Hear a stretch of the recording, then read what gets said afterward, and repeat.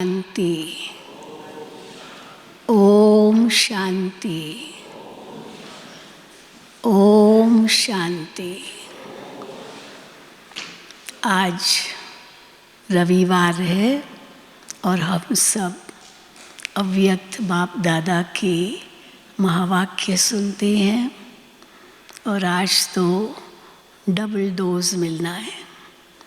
एक तो अभी भी अव्यक्त मुरली सुनेंगे और फिर शाम को भी हम सभी अव्यक्त बाप दादा से मिलेंगे। तो डबल डोज लेकर कितने शक्तिशाली बन जाएंगे। पिछले रविवार बाबा ने 31 तारीख की मुरली सुनाई थी 2007 और आज से 2008 की मुरलियाँ शुरू हो रही है। और ये मुरली जो अभी हम सुनेंगे वो 18 जनवरी की है। 18 जनवरी 2008। आप समझ सकते हैं 18 जनवरी का दिन अव्यक्ति दिवस मानते हैं। वो स्नेह का दिवस भी है, स्मृति का दिवस भी है, तो समर्थी का भी दिवस है। तो 18 जनवरी पर बाबा को बच्चे बहुत स्नेह से याद करते हैं, खास दोनों बाप को। शिव बाबा को तो करते ही हैं, लेकिन ब्रह्मा बाबा को भी खास याद करते हैं। लेकिन आज बाबा ने कहा है कि बच्चों ने 4 प्रकार की मोतियों की मालाएं बाबा के गले में डाली। अब वो 4 प्रकार की मालाएं कौन सी है वो हम बाबा के द्वारा सुनेंगे और अपने आप को देखेंगे, मैं कौन सी माला में हूँ, मैं कौन सी माला का मणका हूँ। तो उससे अपने पुरुषार्थ की परख हो जाएगी। बाकी तो बाबा जब भी बच्चों से मिलते हैं तो सबसे पहला महावाक्य तो बच्चों को किस रूप में देखते हैं। आज बाबा ने बच्चों को बेफिक्र बादशाह के रूप में देखा है। सारे बेफिक्र बादशाह यहाँ बैठे हैं। कभी भी किसी भी कोई भी राजा के दरबार में सारे ही इतने बादशाह नहीं होंगे, लेकिन ये भगवान की दरबार में सब इतने सारे बेफिक्र बादशाह बैठे हैं। वो सभी बेफिक्र बादशाह जो समझते हम तो बेफिक्र बादशाह हैं, हाथ उठाएं। अच्छा, सब नहीं है, हाँ, थोड़े हाथ नहीं उठा रहे हैं, बहुत चिंताएं हैं। तो आज बाबा ने हम बच्चों को चिंता मुक्त भी किया है। कैसे चिंता मुक्त होंगे वो भी बाबा ने बताया। तो सुनते हैं बाबा के महावाक्य। आज 30/11/2025 है। नवंबर का महीना भी समाप्त हो रहा है।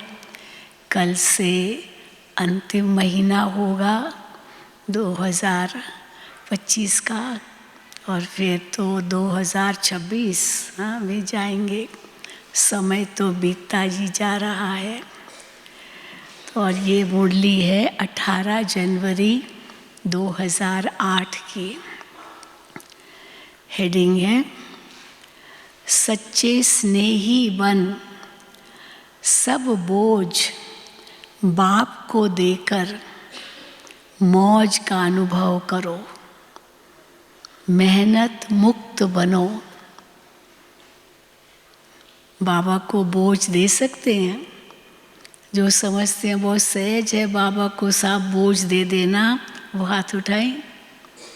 अच्छा, सहज है, मुश्किल नहीं है। हाँ, मुश्किल है। देखो कोई कहती हाँ मुश्किल है। सहज है या मुश्किल है? जो समझते हैं बहुत सहज है बाबा को सब बोझ देना। फिर से सोचना, सहज है। अब मुश्किल क्यों भासता है, कईयों को मुश्किल भासता है, कैसे बाबा को सब बोझ दे देंगे, इतना सारा ये सब ये गिनती करते रहते हैं, ये बोझ वो बोझ। तो आज बाबा ने कैसे बच्चों को बोझ मुक्त किया है, वो बाबा के महावाक्यों से सुनेंगे। तो सच्चे स्नेही बन, सब बोझ बाबा को देकर मौज का अनुभव करो, मेहनत मुक्त बनो। आज बाप दादा अपने चारों ओर के बेफिक्र बादशाहों के संगठन को देख रहे हैं। अब यही संगठन, ऐसा अनुभव हो, सब बेफिक्र बादशाह बैठे हैं। इतनी बड़ी बादशाहों की सभा सारे कल्प में इस संगम के समय ही होती है। स्वर्ग में भी इतनी बड़ी सभा बादशाहों की नहीं होगी, है ना।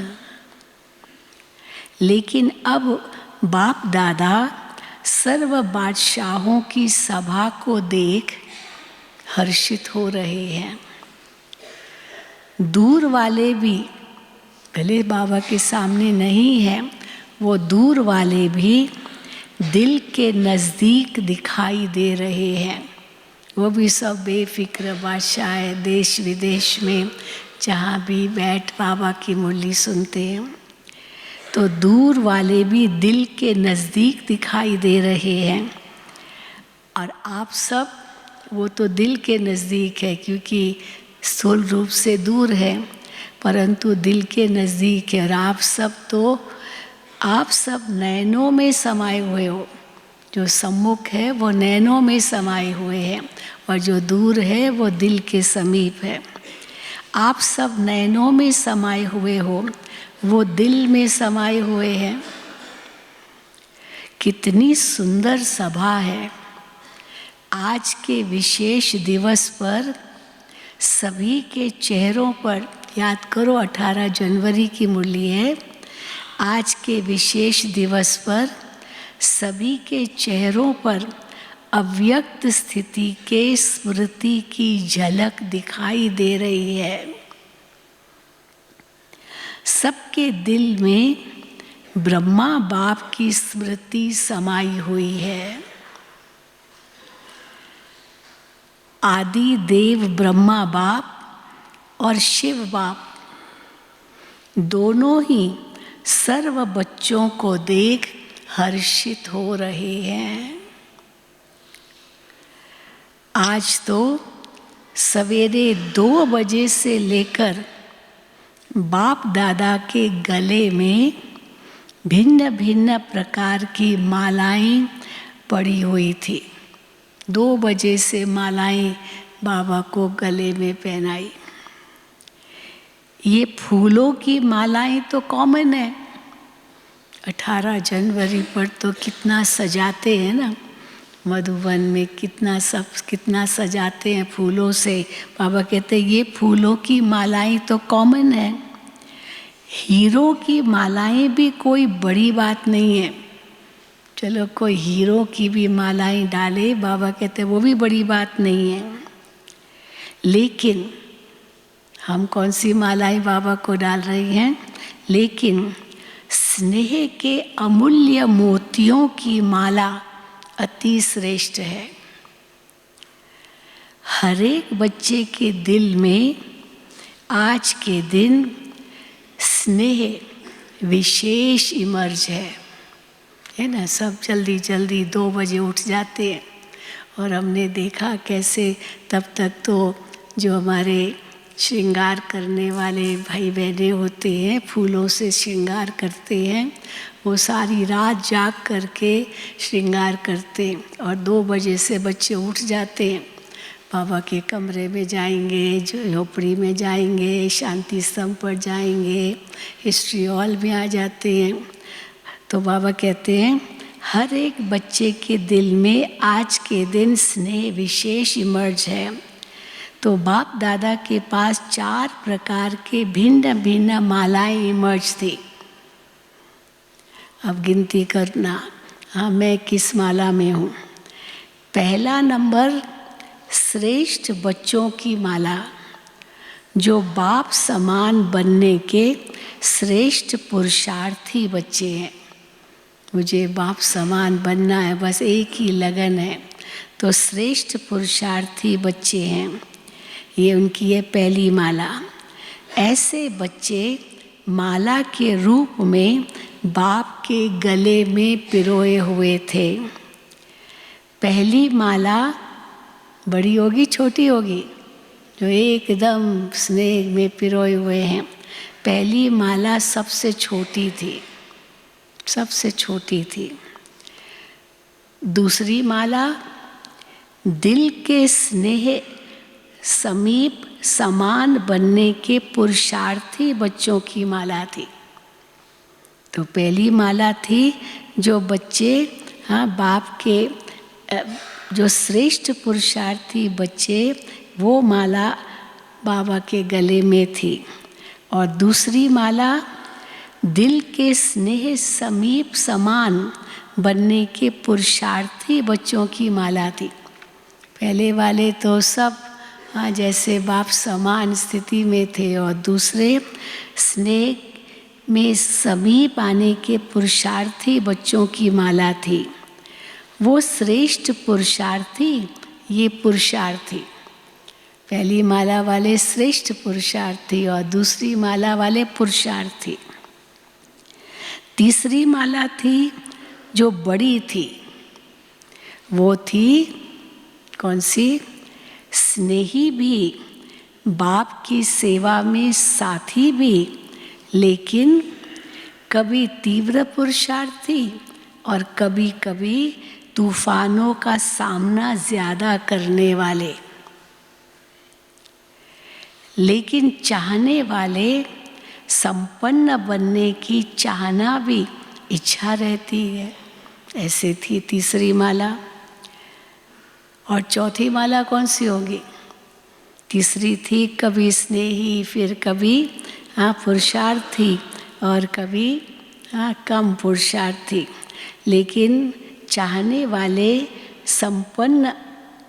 संपन्न बनने की चाहना भी अच्छी रहती है। ये तीसरी माला है। फिर चौथी माला थी उल्हने वालों की माला। उल्हे नहीं देते बाबा को, उल्हने सुबह सुबह से उल्हने, बाबा मैं लेट क्यों आया, बाबा मैंने आपको क्यों नहीं देखा, हाँ बाबा मैं क्या करूं, बाबा क्या करूं, जैसे उल्हना देना, अपनी बेबसी व्यक्त करना। तो बाबा कहते चौथी माला थी उल्हने वालों की माला। भिन्न भिन्न प्रकार के बच्चों की अव्यक्त फरिश्ते फेस के रूप में मालाएं थी। चेहरा भी भिन्न भिन्न था चारों मालाओं में।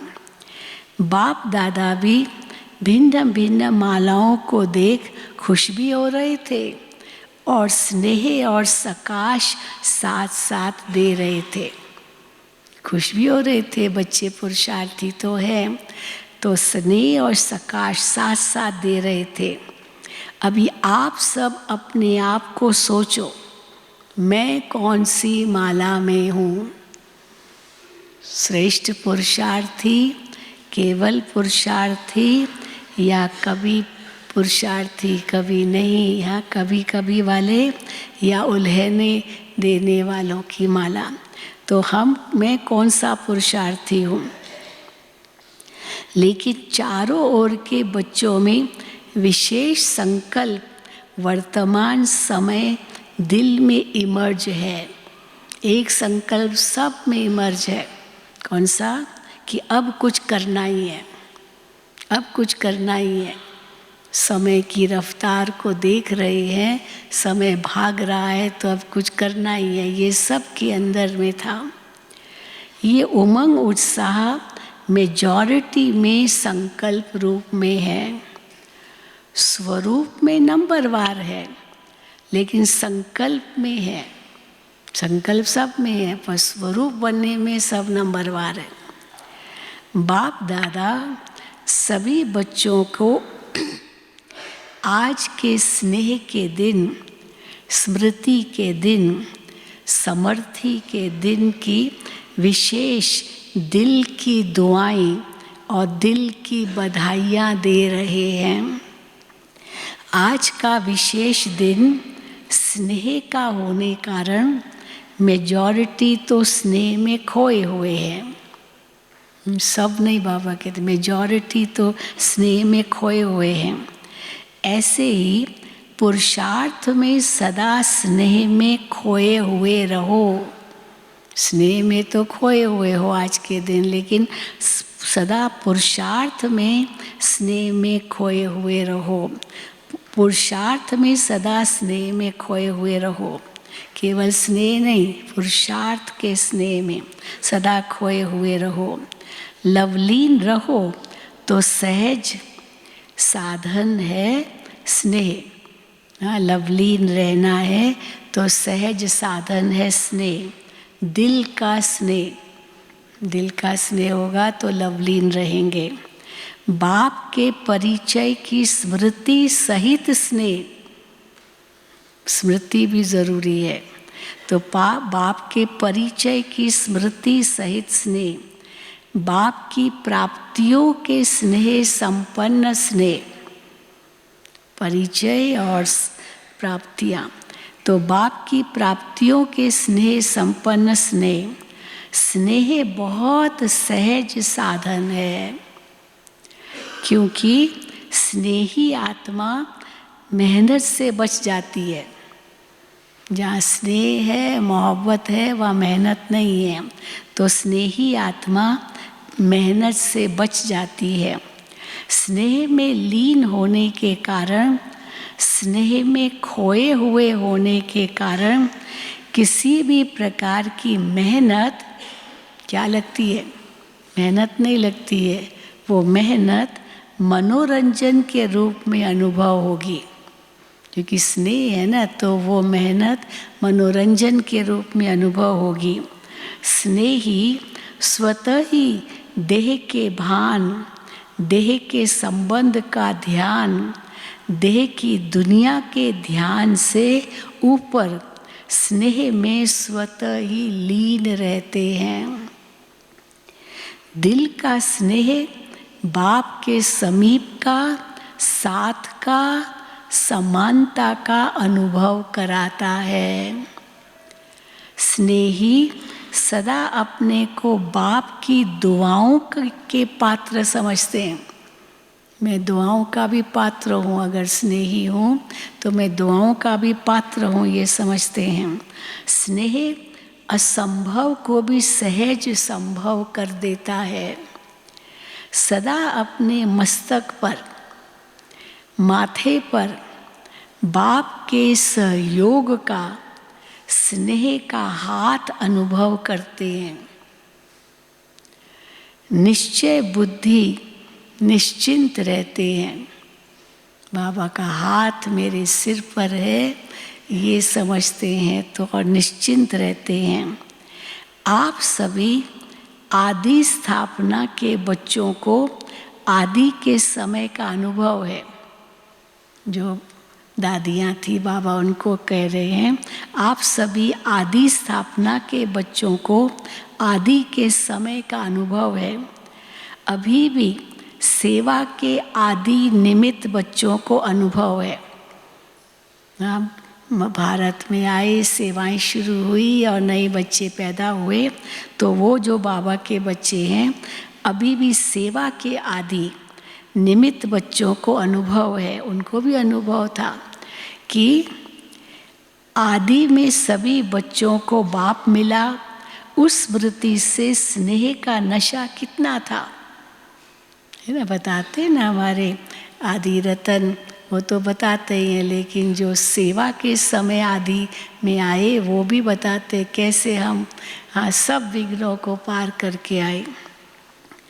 अभी भी सेवा के आदि निमित्त बच्चों को अनुभव है कि आदि में सभी बच्चों को बाप मिला। उस स्मृति से स्नेह का नशा कितना था। नॉलेज तो पीछे मिली, लेकिन पहला नशा स्नेह में खोए हुए हैं। पहला नशा स्नेह में खोए हुए हैं। बाप स्नेह का सागर है तो मेजॉरिटी बच्चे आदि से स्नेह के सागर में खोए हुए हैं। पुरुषार्थ की रफ्तार में बहुत अच्छे स्पीड से चल रहे हैं। अभी तो वो आदि के जो सेवा के रतन थे वो भी धीरे धीरे एडवांस पार्टी में कितने गए हैं। लेकिन कई बच्चे स्नेह के सागर में खो जाते हैं। कोई सिर्फ क्या करते हैं, स्नेह के सागर में खोते नहीं हैं, पर क्या करते हैं, केवल डुबकी मार करके बाहर आ जाते हैं। डुबकी मारी और बाहर आ गए। इसलिए जितना खोए हुए बच्चों को मेहनत कम लगती है उतनी उन्हों को नहीं। कभी मेहनत कभी मोहब्बत दोनों में रहते हैं, लेकिन जो स्नेह में लवलीन रहते हैं वो सदा अपने को छत्र छाया के अंदर रहने का अनुभव करते हैं।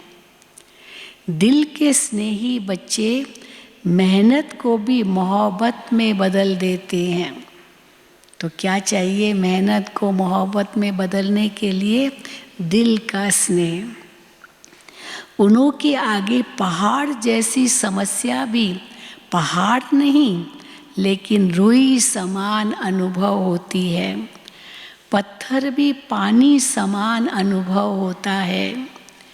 तो जैसे आज विशेष स्नेह के वायुमंडल में रहे तो अनुभव किया कि मेहनत है या मनोरंजन हुआ। क्या अनुभव किया? मेहनत लगी या मनोरंजन अनुभव किया? आज तो स्नेह का सबको अनुभव हुआ ना। स्नेह में खोए हुए थे ना, खोए हुए थे सभी। याद करो 18 जनवरी का अनुभव, सब स्नेह में खोए हुए। आज मेहनत का अनुभव हुआ? किसी भी बात की मेहनत का अनुभव हुआ? क्या, क्यों, कैसे का संकल्प आया? स्नेह सब भुला देता है। तो बाप दादा कहते हैं कि बाप के इस स्नेह को भूलो नहीं। बाप के इस स्नेह को भूलो नहीं। भले और सब बातें भूल जाओ, पर बाप के स्नेह को भूलो नहीं। स्नेह का सागर मिला है, खूब लहराओ। जब भी कोई मेहनत का अनुभव हो ना, बाबा युक्ति बताते क्या करो, जब भी कोई मेहनत का अनुभव हो ना, क्योंकि माया बीच बीच में पेपर तो लेती है,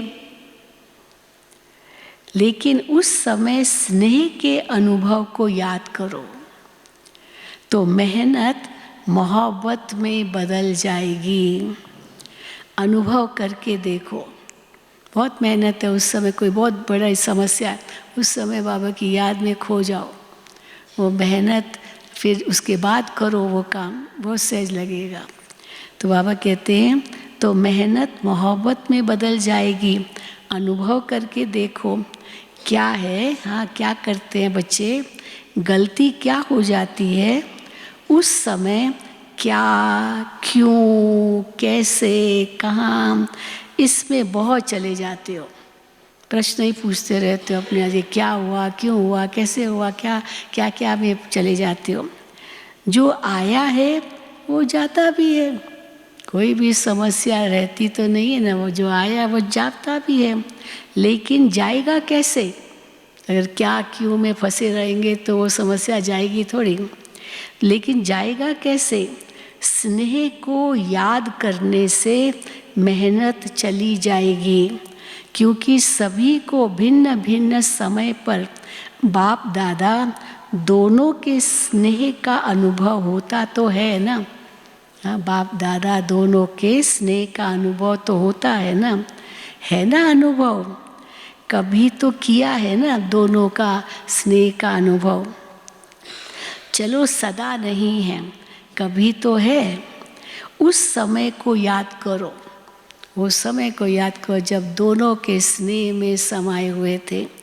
बाप का स्नेह क्या है, बाप के स्नेह से क्या क्या अनुभव किया, तो स्नेह की स्मृति से मेहनत बदल जाएगी। क्योंकि बाप दादा को किसी भी बच्चे की मेहनत की स्थिति अच्छी नहीं लगती है।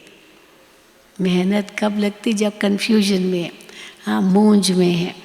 तो मूंझ है तो मोहब्बत नहीं है, और मोहब्बत नहीं है, मूंझ है तो मेहनत है। क्योंकि बाप दादा को किसी भी बच्चे की मेहनत की स्थिति अच्छी नहीं लगती। मेरे बच्चे और मेहनत, तो मेहनत मुक्त कब बनेंगे? ये संगम युग है ही, हाँ, क्या ये संगम युग ही है जिसमें मेहनत मुक्त मौज ही मौज में रह सकते हो।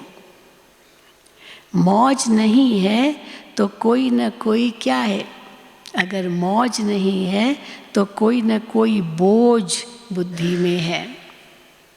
मेहनत है इसका मतलब कोई न कोई बोझ बुद्धि में है। बाप ने तो कहा है वो बोझ मुझे दे दो, मैंपन को भूल ट्रस्टी बन जाओ। जिम्मेवारी बाप को दे दो और स्वयं दिल के सच्चे बच्चे बन खाओ, खेलो और मौज करो। क्योंकि ये संगम युग सभी युगों में से मौजों का युग है। इस मौजों के युग में भी मौज नहीं मनाएंगे तो कब मनाएंगे? बाप दादा जब देखते हैं ना कि बच्चे बोझ उठा के बहुत मेहनत कर रहे हैं, दे नहीं देते, बच्चे बाबा को बोझ दे नहीं देते, खुद ही उठा लेते हैं, तो बाप को तो तरस पड़ेगा ना, क्यों नहीं देते हो? तो बाप को तो तरस पड़ेगा ना, रहम भी आएगा ना। मौजी के समय, मौजों के समय मेहनत, स्नेह में खो जाओ, स्नेह के समय को याद करो। हर एक को कोई न कोई समय विशेष स्नेह की अनुभूति होती ही है, हुई है। बाप जानते हैं हुई है, लेकिन याद नहीं करते हो उस स्नेह के समय को। मेहनत कोई देखते रहते हो और उलझते रहते हो।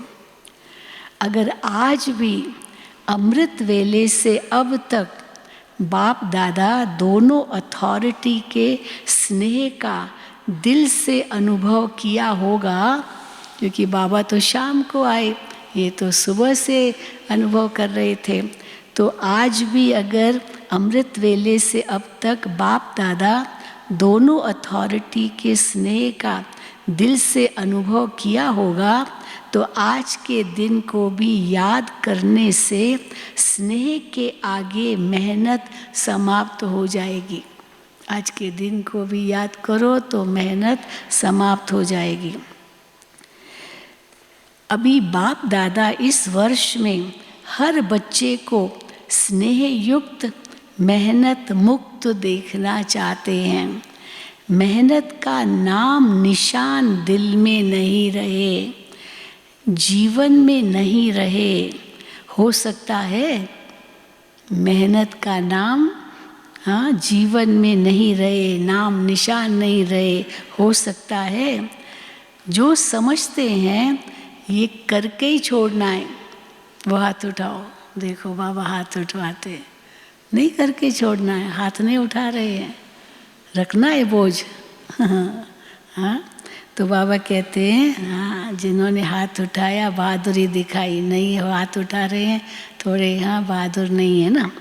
तो आज विशेष ऐसे हो सकता है, तो जो समझते करके ही छोड़ना, हिम्मत वाले वो हाथ उठाओ। आज विशेष ऐसे हर बच्चे को बाप का विशेष वरदान है।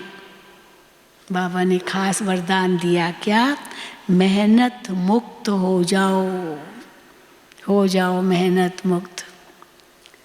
स्वीकार है, ये वरदान स्वीकार है मेहनत मुक्त होने का। फिर कुछ हो जाए तो क्या करेंगे? क्या क्यों तो नहीं करेंगे ना। मेहनत कब लगती है? जब क्या क्यों सोचते रहते हैं। क्या क्यों तो नहीं करेंगे ना। मोहब्बत के समय को याद करना, अनुभव को याद करना और अनुभव में खो जाना आपका वायदा है। क्या वायदा है? याद करो वो वायदा।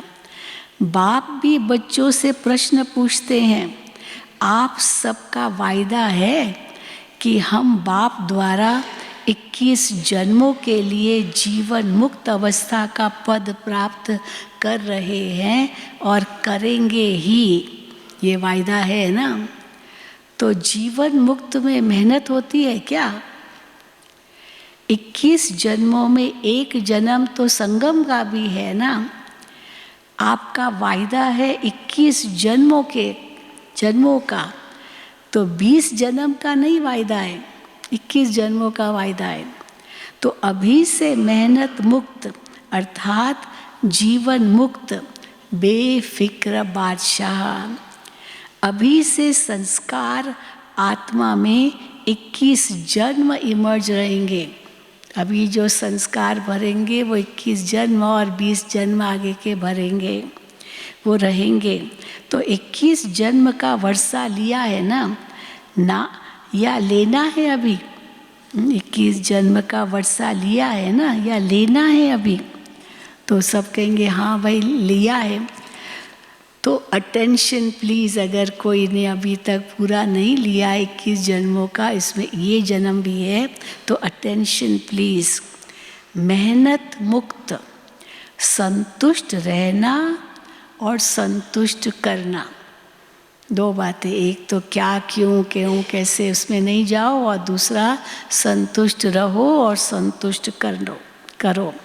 सिर्फ रहना नहीं है, करना भी है, तभी मेहनत मुक्त रहेंगे।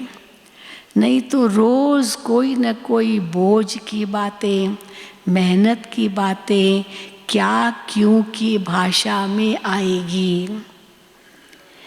अभी समय की समीपता को देख रहे हो। जैसे समय की समीपता हो रही है, ऐसे आप सबका भी बाप के साथ समीपता का अनुभव बढ़ना चाहिए ना। समय समीप आ रहा है तो आप बच्चों का, बाबा कहते हैं, बाप के साथ समीपता का अनुभव बढ़ना चाहिए ना। बाप से आपकी समीपता समय की समीपता को समाप्त करेगी। अभी समय की समीपता को समाप्त करना है, वो कैसे होगा? आपकी समीपता, बाबा के समीप जितना आएंगे उतना वो समय भी समाप्त होता रहेगा। बाप से आपकी समीपता समय की समीपता को समाप्त करेगी। क्या आप सभी बच्चों को आत्माओं के दुख अशांति का आवाज़ कानों में नहीं सुनाई देता है? दुनिया में कितना दुख है, कितनी अशांति है, वो आवाज़ नहीं सुनाई देता है। आप ही तो पूर्वज हो ना, पूर्वज भी हो और पूज्य भी हो। तो हे पूर्वज आत्माएं, हे पूज्य आत्माएं, कब विश्व कल्याण का कार्य संपन्न करेंगे? कब सब के दुख और अशांति को समाप्त करेंगे? देखो बाबा हमसे पूछ रहे हैं। बाप दादा ने समाचारों में देखा है, सेवा समाचारों में हर वर्ग वाले अपनी अपनी मीटिंग करते हैं। उस समय बाबा अव्यक्त मिलन के समय सब अपनी अपनी मीटिंग बुलाते थे, हर वर्ग वाले। तो साथ साथ मीटिंग भी उनकी होती थी। तो हर वर्ग वाले अपनी अपनी मीटिंग करते हैं, प्लान बनाते हैं कि विश्व कल्याण की गति को तीव्र कैसे करें। प्लान तो बहुत अच्छा बनाते हो, लेकिन बाप दादा पूछते हैं आखिर भी कब तक? केवल प्लान ही बनाते रहेंगे या वो प्रैक्टिकल में भी होगा? लेकिन बाप दादा पूछते आखिर भी कब तक? इसका उत्तर दादियाँ देंगी, आखिर कब तक पांडव देंगे, आखिर कब तक? बाप की प्रत्यक्षता हो, यही सभी हर वर्ग के प्लान बनाने में लक्ष्य रखते हैं। हम जो प्लान बना रहे हैं उसको कार्यान्वित करने का लक्ष्य क्या है कि बाप की प्रत्यक्षता हो। तो यही सभी के हर वर्ग के प्लान बनाने में लक्ष्य रखते हैं। लेकिन प्रत्यक्षता कैसे होगी? प्रत्यक्षता होगी दृढ़ प्रतिज्ञा से। ऐसे नहीं होगी बस खाली करना है प्लान ही बनाते रहते हैं। प्रत्यक्षता होगी दृढ़ प्रतिज्ञा से। प्रतिज्ञा में दृढ़ता, कभी किसी कारण से व बातों से दृढ़ता कम हो जाती है।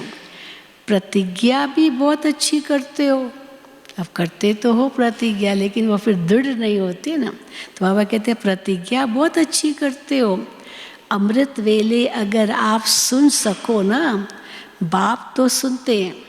अमृत वेले कितनी प्रतिज्ञा करते, बाबा आज ये करेंगे वो करेंगे वो करेंगे। तो अमृत वेले अगर आप सुन सको ना, बाप तो सुनते हैं।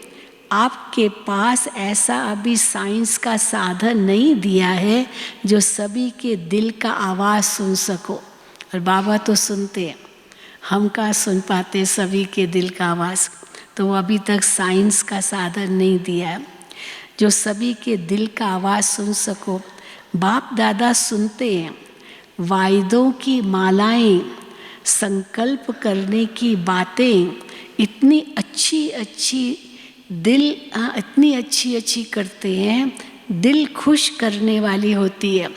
वायदे करते हैं, प्रतिज्ञाएं करते हैं तो अच्छी दिल खुश करने वाली होती है। जो बाप दादा कहते हैं, क्या कहते हैं बाप दादा? वाह बच्चे वाह, वाह बच्चे वाह, क्या प्रतिज्ञाएं करते हो।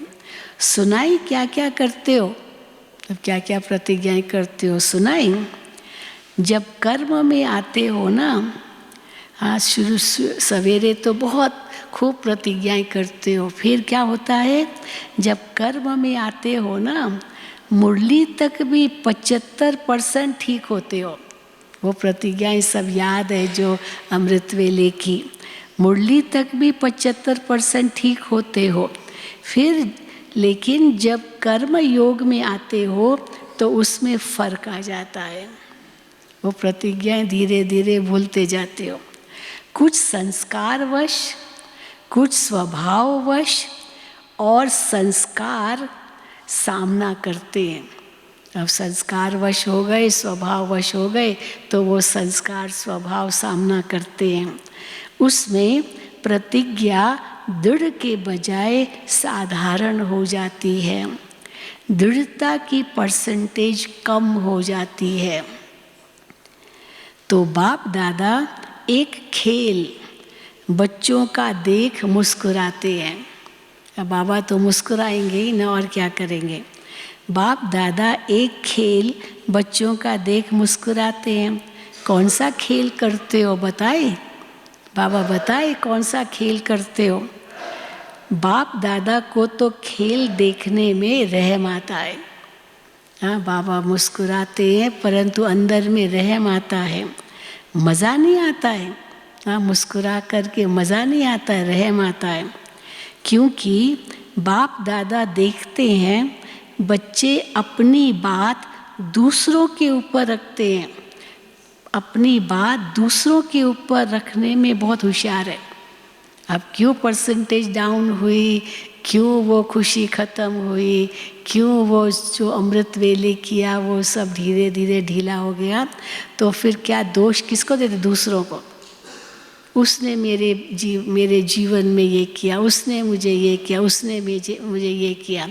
तो जिसको कहते हैं ब्लेम गेम, दूसरे को दोषी बनाना, अपनी स्थिति का कारण दूसरे को सिद्ध करना कि दूसरे ने मेरी स्थिति को कम किया। तो बाबा कहते हैं दूसरे के ऊपर रखने में भी बहुत होशियार है। क्या खेल करते हैं, बातें बना देते हैं।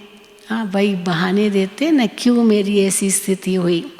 क्या खेल करते हैं, बातें बना देते हैं, सोचते हैं कौन देखने वाला है। मैं जानो मेरी दिल जाने, बाप तो परम धाम में है, सूक्ष्म वतन में बैठा है। अब दो बाप है, एक परम धाम में बैठा है, एक सूक्ष्म वतन में बैठा है। तो वो क्या जाने, मैं यहाँ बैठा हूँ, मैं समझ सकता हूँ ना मेरी समस्याएं क्या है। बाप तो परम धाम में सूक्ष्म वतन में बैठा है। अगर किसको कहो कि ये नहीं करना चाहिए तो खेल क्या करते हैं पता है? अगर बाबा उनको कहे भी बच्चे ऐसे नहीं खेल करो तो क्या कहते हैं पता है? हाँ हुआ तो है, हाँ हुआ तो है, ये कारण बना हो, लेकिन ज़रूर डालते हैं। लेकिन कोई बहाना दे दिया, लेकिन ज़रूर डालते हैं। लेकिन क्या ऐसा था ना, ऐसा किया ना, ऐसा होता है ना, तभी हुआ। मैंने नहीं किया, ऐसे हुआ तभी हुआ। अभी इसने किया तभी किया, अब इसने किया तभी किया, ऐसा हुआ तभी हुआ। ऐसा था ना, ऐसा किया ना, ऐसे होता है ना, तभी हुआ। मैंने नहीं किया, ऐसे हुआ तभी। अभी इसने किया तभी किया, नहीं तो मैं नहीं करता। अगर ये नहीं करता होता तो मैं नहीं करता। तो ये क्या हुआ? अब इसको क्या कहेंगे? अपनी महसूसता रियलाइजेशन कम है। मेरी भी कोई कमज़ोरी है, मेरी भी कोई गलती है, ये नहीं देखते हैं, दूसरे की गलती निकालते हैं। तो ये क्या हुआ? अपनी महसूसता रियलाइजेशन कम है। अच्छा, मानो उसने ऐसा किया तभी आपने किया।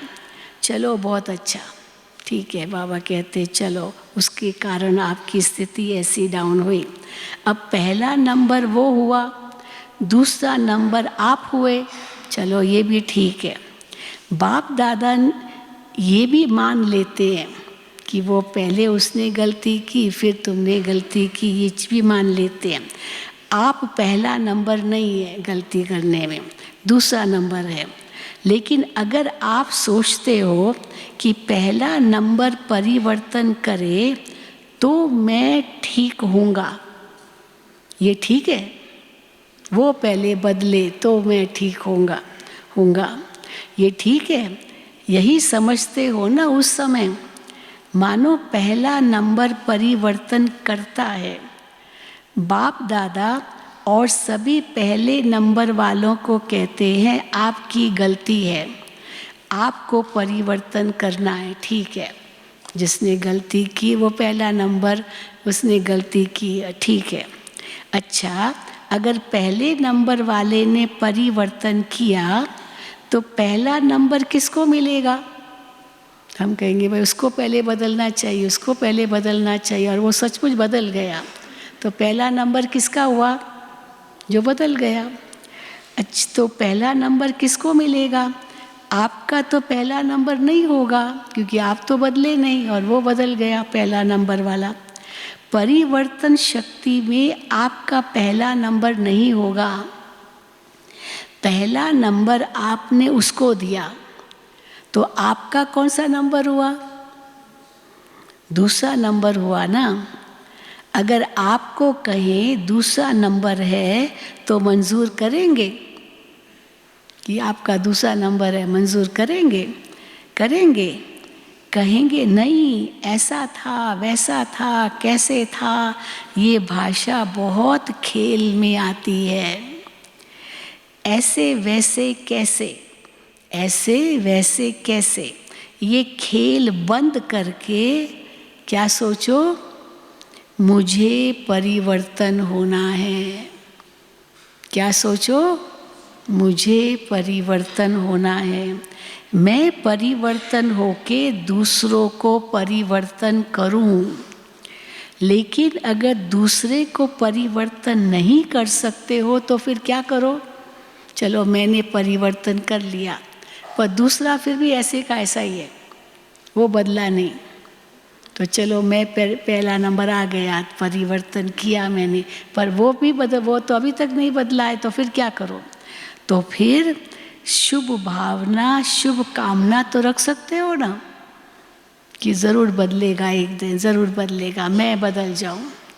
तो शुभ भावना, शुभ कामना तो रख सकते हो ना, वो तो आपकी अपनी चीज़ है। शुभ भावना, शुभ कामना रखना ये आपकी अपनी चीज़ है ना। तो हे अर्जुन, मुझे बनना है। भगवान मुझे कह रहे हैं कि तुम बदलो, दूसरा बदले वो नहीं सोचो, मुझे बदलना है। तो हे अर्जुन, मुझे बनना है। पहला विश्व की राजधानी लक्ष्मी नारायण के समीप आपको आना है या दूसरे नंबर वाले को आना है? तो बाप दादा की इस वर्ष की यही आश है कि सभी ब्राह्मण आत्माएं, ब्रह्मा कुमार, ब्रह्मा कुमारी, जैसे यहाँ ये बैज लगाते हो ना, बाबा कहते छाती पर बैज लगाते हो, दिल पर बैज लगाते हो, जैसे ये बैज लगाते हो, सभी लगाते हैं ना, यहाँ भी आते हैं तो आपको बैज मिलता है ना, आते हैं तो बाबा मिलन का बैज मिलता है, तो आपको बैज मिलता है ना, चाहे कागज़ का, चाहे सोने का, चाहे चांदी का मिलता है ना। टीचर्स बहनों को खास वो उनको बैज मिलता है, मनी बहन देती है, जिसका किसको चांदी का, किसको सोने का, और जो कागज़ वाला बैज है वो तो सबको मिलता ही। तो चाहे कागज़ का, चाहे सोने का, चाहे चांदी का, तो जैसे यहाँ बैज लगाते हो, वैसे दिल में, मन में ये बैज लगाओ। कौन सा बैज लगाओ? मुझे परिवर्तन होना है, मुझे परिवर्तन होना है, मुझे निमित्त बनना है। ये बदले, ये बात बदले, ये व्यक्ति बदले, ये सरकमस्टांस बदले, हाँ, पर ये परिस्थिति बदले, ये नहीं। क्या सोचो? मुझे बदलना है। बातें तो आएंगी, आप ऊंचे जा रहे हो, ऊंचे स्थान पर समस्याएं भी तो ऊंची आती है ना। बड़ा होना कहते ना, बड़ा दुख पाना, छोटों के दुख दूर। जो अपने आप को छोटा समझते उनको क्या परीक्षाएं आएगी, पर जितने बड़े होते हैं, आगे जाते हैं, तो समस्याएं ज़्यादा आती हैं। तो बातें तो आएंगी, आप ऊंच जा रहे हो, ऊंचे स्थान पर समस्याएं भी तो ऊंची आती है ना। लेकिन जैसे आज नंबरवार यथाशक्ति स्नेह की स्मृति का वायुमंडल था, ऐसे अपने मन में सदा स्नेह में लवलीन रहने का वायुमंडल सदा इमर्ज रखो। सदा, हाँ बाबा सदा को अंडरलाइन करते। बाप दादा के पास समाचार बहुत अच्छे अच्छे आते हैं, संकल्प तक तो बहुत अच्छे हैं, वो समाचार भी आते हैं जो बाबा बच्चों के संकल्प है वही बाबा को पहुंचते हैं, तो संकल्प तक तो बहुत अच्छे हैं। स्वरूप में आने में यथाशक्ति हो जाते हैं। अभी फिर बाबा अभी ड्रिल करा रहे हैं, यथाशक्ति न हो, सब शक्तिशाली बने। अभी 2 मिनट के लिए सभी परमात्म स्नेह संगम युग के आत्मिक मौज की स्थिति में स्थित हो जाओ। चलो 1 सेकेंड, संगम युग की मौज की स्थिति में स्थित हो जाओ। फिर बाबा ने ड्रिल कराई।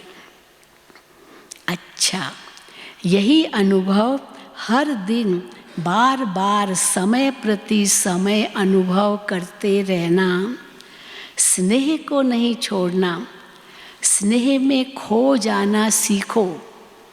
अब स्नेह में कैसे खो जाएं, यहाँ ये भी एक टॉपिक तो है। स्नेह में खो जाना सीखो।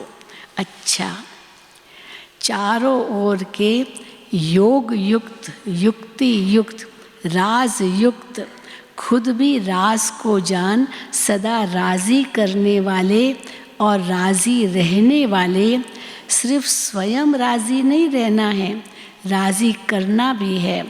ऐसे सदा स्नेह के सागर में लवलीन बच्चों को सदा बाप समान बनने के तीव्र गति के पुरुषार्थी बच्चों को सदा असंभव को भी सहज अनुभव करने वाली श्रेष्ठ आत्माओं को सदा बाप के साथ रहने वाले और बाप की सेवा में साथी रहने वाले ऐसे बहुत बहुत लक्की और लवली बच्चों को आज के अव्यक्त दिवस का अव्यक्त फरिश्ते स्वरूप का याद प्यार और दिल की दुआएं।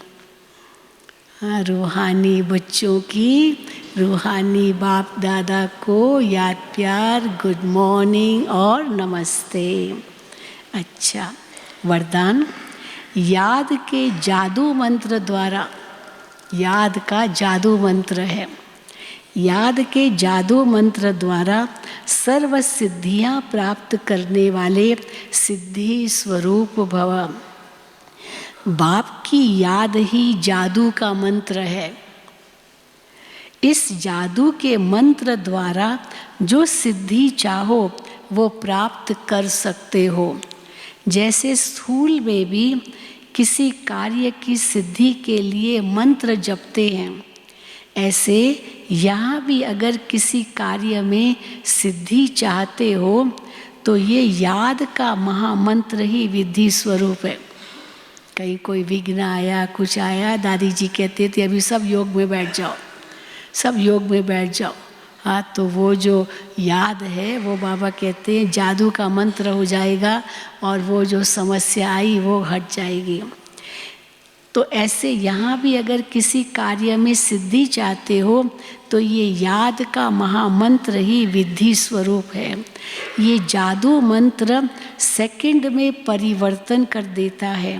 इसे सदा स्मृति में रखो तो सदा सिद्धि स्वरूप बन जाएंगे।